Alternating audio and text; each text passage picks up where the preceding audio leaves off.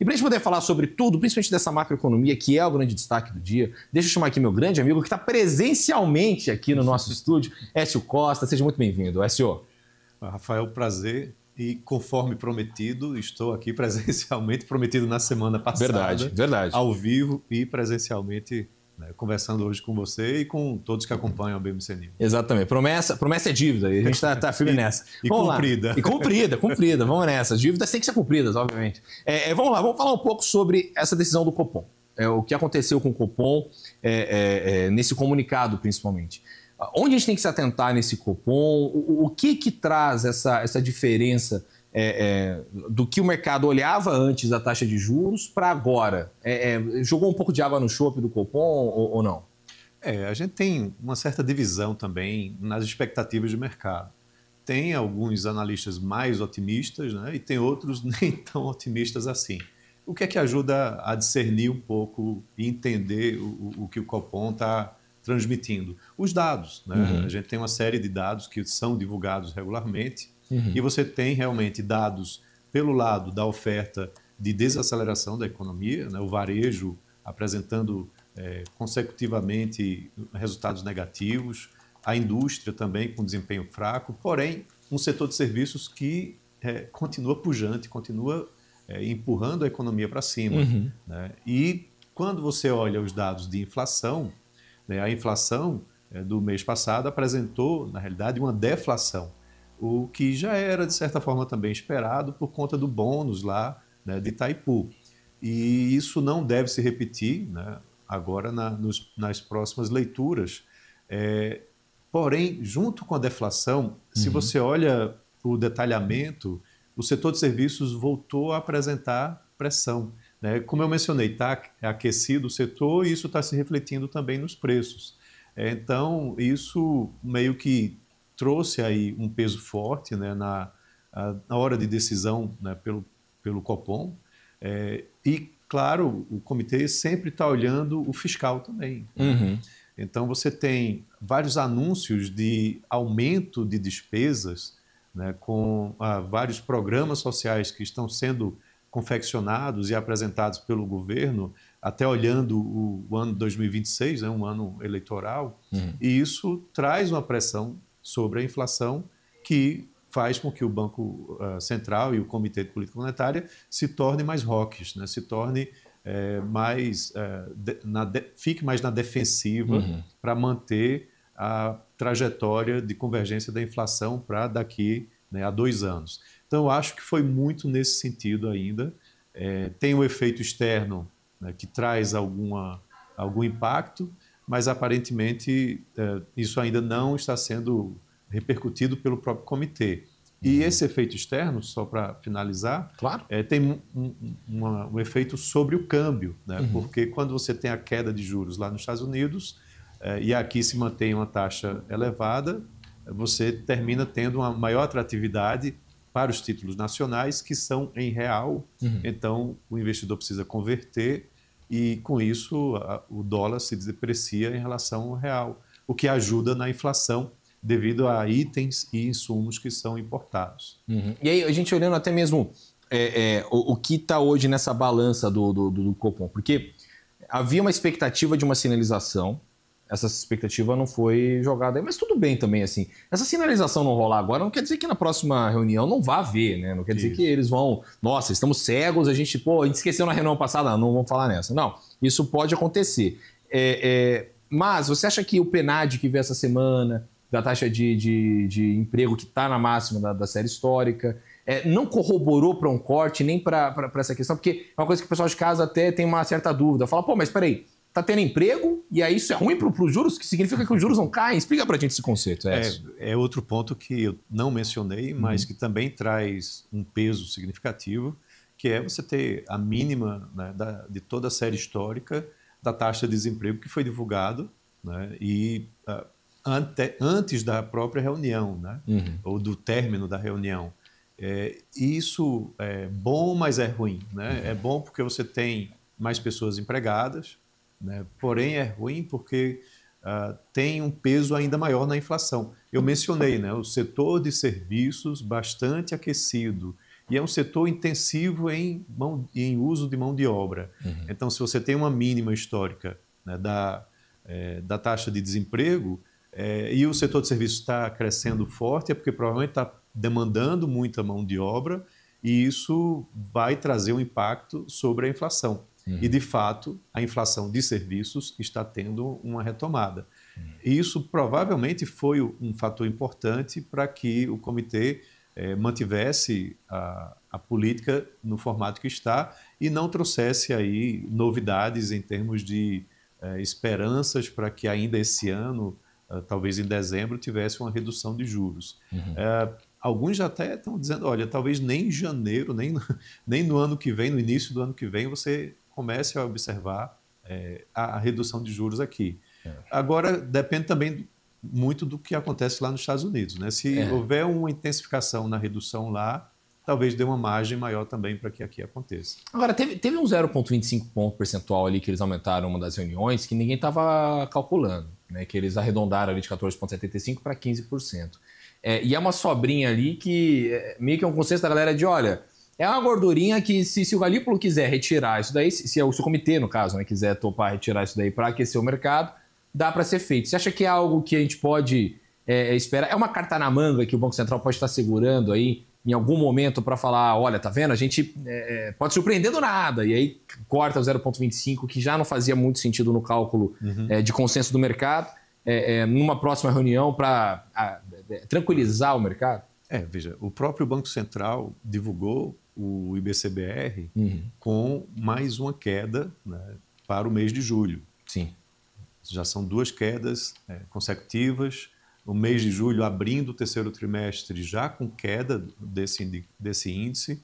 Então você tem alguns argumentos também para dizer, olha, a economia está realmente freando forte, né? Você tem investimentos bem diminuídos, né? Porque com a Selic de 15%, muitos projetos se tornam inviáveis, né?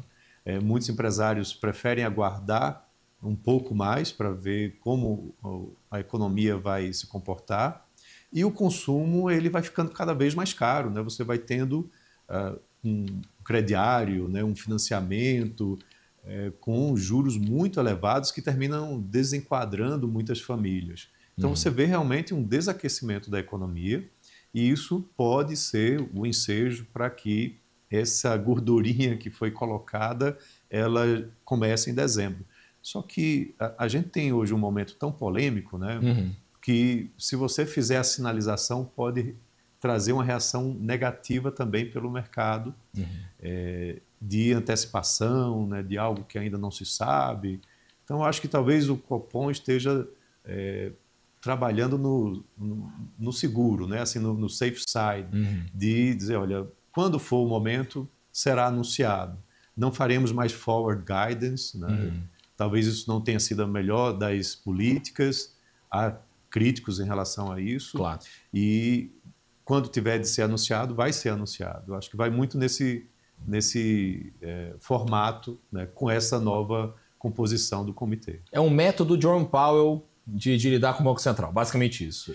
É algo parecido. Né, e aí você vai ter expectativas, o mercado talvez até funcione melhor nesse formato. Sim. Né? E aí, quando os dados indicarem, né, o momento certo, vai acontecer. Realmente. Você evita especulação desnecessária, né? Que aí você para de ter um nível caótico. Só que falando sobre caos, queria entender um pouco, ainda antes de a gente falar do caos norte-americano, que lá também está uma loucura, mas falando ainda sobre o Brasil, a gente está num cenário que o Ibovespa está em recorde histórico, né, 145 mil pontos. A gente também está num cenário que a taxa de juros está na alta histórica, 15% ao ano. E alguns dados que corroboram para um lado, outros que corroboram para outro. Ou seja, como a gente deve analisar essa economia brasileira? É uma economia que está se pautando no presente, igual o Copom quer falar que é o que fez na manutenção da taxa de juros, ou uma economia que se pauta no futuro, igual é o Ibovespa já precificando um monte de cenário eleitoral e tudo mais? Eu acho que a gente não pode descartar o cenário internacional, né? Que aí eu incluo também, se você olha ao longo desse ano, o dólar se desvalorizou em real algo em torno de 15%, né? Até o momento. E isso tem um impacto do que está acontecendo lá nos Estados Unidos, né? Você tem aí um início de processo de redução de taxa de juros lá. Você tem um Ibovespa que está barato ainda, mesmo Sim. batendo recorde, né? Porque se você dolariza ou se você inflaciona, né? Você tem aí ações que estão bastante atrativas. E comparando com as bolsas americanas, que estão lá batendo recorde após recorde, talvez já estejam muito caras, né? Oferecendo talvez um risco maior, e os mercados emergentes se tornam mais atrativos. E a Bolsa Brasileira foi uma que levou muita pancada, né, nesses últimos anos, com um dólar que também subiu no final do ano passado, estava em 6,30, chegou a bater 6,30. Então, isso é um sinalizador do externo impactando aqui no doméstico, né? Porém, aqui a gente tem nossa problemática, né, do fiscal, de uma inflação que precisa convergir, e aí fica essa dicotomia, né? Você diz, pô, tem uma Selic de 15%, com juros reais, que o estimado aqui é o segundo mais alto do mundo, né? Sim. E ainda assim a Bolsa está batendo recorde. É porque a gente tem vários contextos, como eu mencionei, e o internacional está influenciando bastante aqui no doméstico. E falando sobre o internacional, ontem a gente teve a decisão do Federal Reserve de corte de 0,25 ponto percentual, igual era esperado amplamente pelo mercado. Só que, primeiro, não foi de maneira unânime. Teve um voto que foi de meio ponto percentual, inclusive de um indicado pelo presidente Donald Trump. E também, quando foi questionado, o Jerome Powell, na coletiva dele ontem, falou que a inflação está elevando, está crescendo, e que não há uma certeza de que, de fato, irão cortar nas próximas reuniões, igual estava todo mundo achando. Mesmo assim, o mercado está tranquilo hoje. Como a gente deve analisar os Estados Unidos nesse fim das contas também? A postura, como você tinha mencionado, é mais nessa pegada, né, de, olha, nós não já definimos o caminho, né? Nós temos analisado, do ponto de vista lá do Federal Reserve, né? Eles têm analisado a inflação e os impactos do tarifaço na economia americana e têm observado também o mercado de trabalho. Lá é um peso muito parecido na relevância para a decisão de juros, inflação e mercado de trabalho. É mais do que aqui no Brasil. No Brasil, com a autonomia do Banco Central, ele passou a olhar também mercado de trabalho, né? E se for olhar, né, a gente está na mínima histórica da taxa de desemprego. Lá houve uma correção na série histórica significativa, mostrando que a geração de empregos foi bem aquém do esperado, né? E o pedido de seguro-desemprego também vem acima do esperado.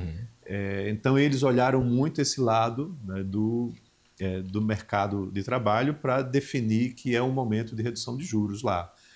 Da inflação, há realmente ainda uma apreensão forte com o impacto do tarifaço. O que eu acompanho e vejo comentaristas informando é que a inflação do atacado ela não está sendo transmitida para o varejo. Está havendo um represamento de preços. Então, em algum momento, isso vai ser transmitido. E isso sendo transmitido, havendo um período mais prolongado desse tarifaço, isso não vai ser contido, né? E a inflação pode chegar ao consumidor final, né? E então, aí é o que eles não querem, né? É o que eles não querem, né? Então, se isso acontecer, aí você vai parar o processo de redução de juros lá na economia americana. Que era o que o Jerome Powell passou as últimas 6 reuniões falando que estava com medo de acontecer, Exato. Falou que queria dado e tudo mais. Isso. E teve um dado, inclusive, que não foi muito comentado, que saiu um mês atrás, mas que mostra justamente isso, que foi o resultado do Walmart lá nos Estados Unidos. O Walmart explicando, olha, resultado desse último trimestre, ele já tomou um impacto, mas o do próximo... Exato. Porque a questão das tarifas, a questão do preço no consumidor final, isso está desincentivando o cara, né? Tá tirando o cara do mercado. Isso é a última coisa que ele quer. E o atacadista, o varejista, eles seguram até onde podem. Sim. Em determinado momento, isso é repassado e aí traz um impacto forte, né, sobre o consumo, desacelera a economia, né? Então, primeiro tem um impacto inflacionário, né, que aí faz com que o Federal Reserve diga, opa, aí a gente precisa frear mais, né? Então, veja que contexto complexo, né? É muito interessante a gente olhar, né? Tanto aqui no Brasil quanto lá fora, tá todo mundo numa complexidade enorme. Tudo isso derivado, inclusive, do tarifaço, né? Que já não fazia muito sentido acontecer. Então, aí traz complexidade para todos os cálculos, no fim das contas. E o tarifaço, se ele fosse usado como uma moeda de troca temporária, né, para conseguir novos acordos comerciais benéficos aos Estados Unidos e depois fossem retirados... Era o jogo, né? Sim. Era a política, né, sendo utilizada para beneficiar a economia americana. Só que o outro lado, né, China, Brasil, segurou, BRICS, né? basicamente, vem, de certa forma, peitando, né, batendo de frente. É. Pelo menos até onde a gente tem visto. Não baixou a guarda, né? Existem algumas negociações de bastidores que provavelmente a gente não sabe, né? Principalmente de China, de Índia, né? E que eventualmente pode sair alguma coisa, né, beneficiando os Estados Unidos e o outro parceiro. SO, queria muito agradecer a sua presença aqui. Eu passaria as próximas 3 horas conversando. Me empolguei. Não, adoraria, mas faltam 20 segundos para a gente acabar nosso vídeo. Obrigado. Valeu demais. Também, um abraço. Valeu. Pessoal, rapidinho aqui para a gente poder fechar então o nosso programa. Eu ficaria aqui 3 horas conversando com o Écio aqui. Eu faria todo um podcast. Olha só, minha TV até apagou no meio do caminho aqui. Agora voltou. Pessoal, a gente vai para um rápido intervalo. Na volta tem muito mais aqui na tela da BMC News. A gente repercute bastante todos os efeitos da Super Quarta.